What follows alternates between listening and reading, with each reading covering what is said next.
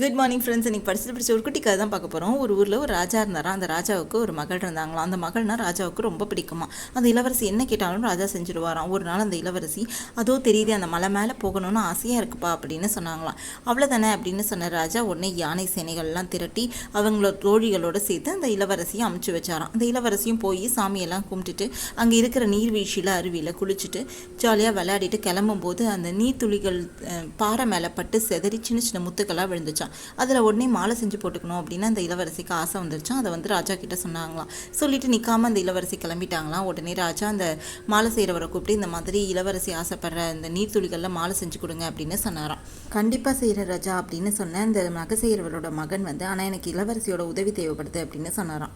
அந்த நீர்த்துளிகளை ஒவ்வொன்றா எடுத்து கொடுத்தா நான் நூலில் மாலையாக கோத்து கண்டிப்பாக கொடுத்துட்றேன் அப்படின்னு சொன்னாராம். அவங்கவுங்க நிலமையில இருந்தால் தான் அவங்கவுங்க கஷ்டம் புரியும். இந்த கதை உங்களுக்கு பிடிச்சிருந்தால் லைக் பண்ணுங்கள். Thank you, bye bye.